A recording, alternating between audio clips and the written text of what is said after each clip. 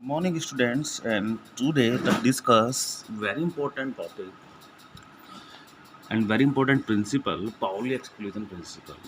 And this is very important according to exam point of view.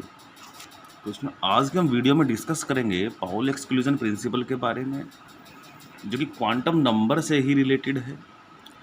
Question, you know very well, quantum number are four types: principal quantum number, angular quantum number, magnetic quantum number and spin quantum number। तो इसमें Pauli ने जब quantum number हो गए उसके बाद उन्होंने देखा कि अगर किसी एक एटम के अंदर कोई ऑर्बिटल है, और आप जानते हैं कि जो भी कोई ऑर्बिटल होता है उसके अंदर केवल 2 ही इलेक्ट्रॉन एकोमोडेट होते हैं, मतलब ये मानिए कि उसके अंदर केवल 2 ही इलेक्ट्रॉन रह सकते हैं, only 2 electrons accommodate in each orbital. तो इन्होंने देखा कि अगर हम उनके क्वांटम नंबर निकालते हैं, सभी 4 क्वांटम नंबर निकालते हैं, तो वहाँ पर हम देखते हैं एन, एल और एम सेम हो जाते हैं, यानी कि ऑल द 3 क्वांटम नंबर में बी सेम, तीनों क्वांटम नंबर सेम हो सकती हैं, लेकिन जो 4th क्वांटम नंबर है, जो हमारी स्पिन क्वांटम नंबर है, वो होती है डिफरेंट। और यही ये लॉ भी कहता है, according to this law no 2 electrons in an atom can have all the 4 quantum number same. बिल्कुल सिंपल सी बात कही गई है स्टूडेंट कि किसी एटम के अंदर 2 इलेक्ट्रॉन है तो उनके सभी क्वांटम नंबर सेम नहीं हो सकती। उसके बाद 2 electrons present in atom can have maximum 3 quantum number same. मतलब क्या है, अगर किसी एटम के अंदर 2 इलेक्ट्रॉन है तो 3 क्वांटम नंबर सेम आ जाएंगी, एन एल एम सेम आ जाएंगे, लेकिन आपकी स्पिन क्वांटम नंबर सेम नहीं आएंगे। अब जरा हम समझते हैं कैसे स्टूडेंट, एग्जाम्पल समझेंगे इसे हम। तो मेरे पास है जैसे 4s2, और इस 4s2 में स्टूडेंट आप देखेंगे 4s2 के अंदर मेरे पास यहाँ देखेंगे 4s2 का मतलब s का मतलब 2 इलेक्ट्रॉन है, यानी कि 2 इलेक्ट्रॉन है इसके अंदर। तो मैं क्या करूँगा स्टूडेंट, 4 फर्स्ट इलेक्ट्रॉन, पहले मैं फर्स्ट इलेक्ट्रॉन की सभी possible quantum number find out करूँगा और देखेंगे कैसे। तो स्टूडेंट फर्स्ट इलेक्ट्रॉन के लिए कहाँ फाइंड आउट करूँगा, तो n की वैल्यू क्या होगी स्टूडेंट 4 हो जाएगी, और l की वैल्यू क्या हो जाएगी स्टूडेंट 0, क्योंकि s ऑर्बिटल है, तो m भी क्या होगा स्टूडेंट 0 होगा। लेकिन स्टूडेंट s की वैल्यू जरा फर्स्ट इलेक्ट्रॉन तो ये है ना, ऊपर की तरफ जा रहा है, अप जा रहा है, तो क्या होगा स्टूडेंट +1/2 हो जाएगा। तो स्टूडेंट यहाँ तक तो कोई प्रॉब्लम नहीं है, क्योंकि सिंपल सी बात है, मैंने फर्स्ट इलेक्ट्रॉन की चारों क्वांटम नंबर निकाली।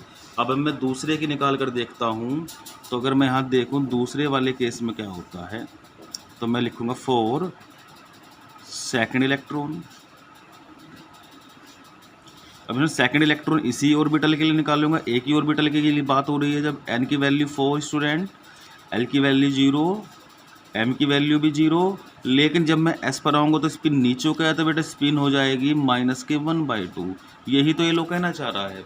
अब हम यहाँ पर चेक कर देंगे जरा, आप देखेंगे कि एक ही ऑर्बिटल के अंदर 2 इलेक्ट्रॉन हैं, तो n भी सेम आ रहा है, l भी सेम आ रहा है, m भी सेम आ रहा है, लेकिन s सेम नहीं है, क्योंकि एक पॉजिटिव और एक निगेटिव है। तो यही तो लो समझाना चाहता है हमें। ये लो में ये कहना चाहता है स्टूडेंट्स कि किसी भी एक एटम के अंदर अगर 2 इलेक्ट्रॉन तो होंगे ऑर्बिटल के अंदर, उसके लिए 3 क्वांटम नंबर सेम हो सकते हैं, लेकिन 4th क्वांटम नंबर सेम नहीं होगा। तो ये स्टूडेंट बन जाता है हमारा पाउली एक्सक्लूजन प्रिंसिपल। अब इसमें एक लॉ और है जिसको समझना बहुत जरूरी है, वो है इसमें हमारा n+l रूल, n+l रूल। अब समझेंगे इसमें n+l रूल क्या है। अब इसमें जो n है वो है प्रिंसिपल क्वांटम नंबर, और l है आपकी एंगुलर क्वांटम नंबर।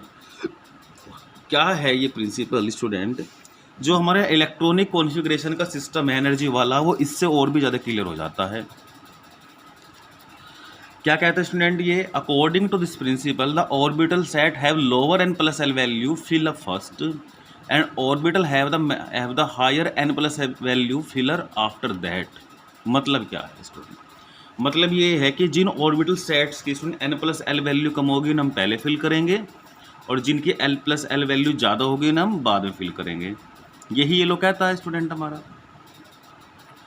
तो देखते हैं, according to this law the orbital having lower N plus value has lower energy and fill up first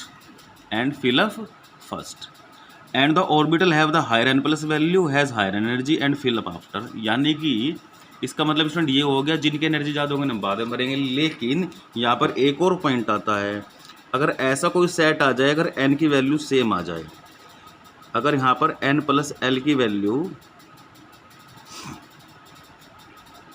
अगर N plus L value same आ जाए तो क्या करेंगे हम? तो स्टूडेंट हम उस ऑर्बिटल सेट को पहले फिल करते हैं। Fill first orbital set has lower N value. मतलब क्या हुआ स्टूडेंट, अगर n प्लस एल वैल्यू दोनों की सेम आती है तो हम उस कंडीशन में हम उस सेट को फिल करते हैं जिसका n छोटा होगा, और बाद में कैसे फिल करेंगे? तो जिसका n बड़ा होगा। अब कुछ एग्जांपल समझते हैं। अब स्टूडेंट एक कॉमन सी प्रॉब्लम क्रिएट रहती है आप लोगों के माइंड में, देख लेते हैं। जैसे एग्जाम्पल के तौर पर स्टूडेंट एक 3D है स्टूडेंट और एक 4S, बड़ा कन्फ्यूजन रहता है। इसको ख़त्म हो जाएगा ये आज कन्फ्यूजन, 3D और 4S कि 3D को हम बाद में फिल करते हैं, 4S को पहले फिल करते हैं। ऐसा क्यों है? लिखते भले उसे पहले हम लोग, लेकिन 3D को बाद में ही फिल करते हैं। तो हम क्या करें स्टूडेंट, सबसे पहले n प्लस एल निकालेंगे। n 3 l हो गया स्टूडेंट इसका 2 0 1 2। तो n प्लस एल कितना है स्टूडेंट? n प्लस आया है इसका 3 + 2 = 5 आएगा, यानी कि इसकी n प्लस एल 5 आई। अब इसको देख लेते हैं ज़रा, n4 l0, सो n प्लस एल = 4 + 0, तो n प्लस एल = 4। तो अब स्टूडेंट यहाँ पर आप देखेंगे डाटा आपके सामने है, और ये डाटा क्या कहना चाहता है? ये डाटा जरा देखेंगे आपके सामने है कि यहाँ पर n प्लस एल स्टूडेंट 5 आई है, यहाँ पर n प्लस एल 4 आई है। तो अब आप समझेंगे अकॉर्डिंग टू लॉ क्या कह रहा है, जिसकी n प्लस एल कम होगी उसे पहले फिल करेंगे, जिसकी n प्लस एल ज़्यादा होगी स्टूडेंट उसे हम बाद में फिल करेंगे। और अगर ऐसा कोई सेट आ जाए दोनों की वैल्यू सेम आ रही हो, सेम आ जाए, होता है ऐसा भी स्टूडेंट, तो उसको भी देखेंगे हम लोग। तो उस केस में जिसका n छोटा होगा उसे आप पहले फिल करेंगे। तो जैसे स्टूडेंट आपका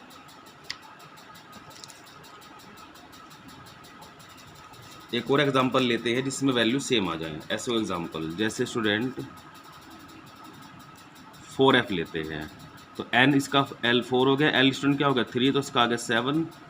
फिर हम लेते हैं स्टूडेंट 5d लेते हैं, इसका n हो गया 5 और d हो गया स्टूडेंट 2, तो टोटल हो गया 7।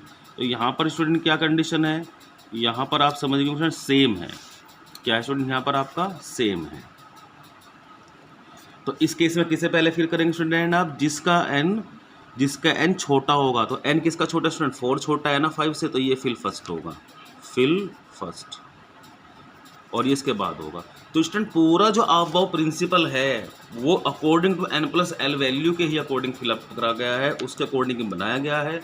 तो इसके वजह से सारी कंट्रोवर्सी हमारी दूर हो जाती है कि कौन सा ऑर्बिटल 1s पहले क्यों आता है, 2s पहले क्यों आता है, 2p पहले क्यों लिख लेते हैं हम। ये सब जो जितने भी कंट्रोवर्शियल मामला है हमारा स्टूडेंट, वो n प्लस एल रूल बहुत अच्छे तरीके से क्लियर कर देता है। तो जिसका n प्लस एल वैल्यू कम होगा उसे पहले भरेंगे, जिसका ज़्यादा होगा उसे बाद में। अगर वैल्यू सेम आ जाए तो उसे पहले भरेंगे जिसका n स्मॉल होगा। Okay students.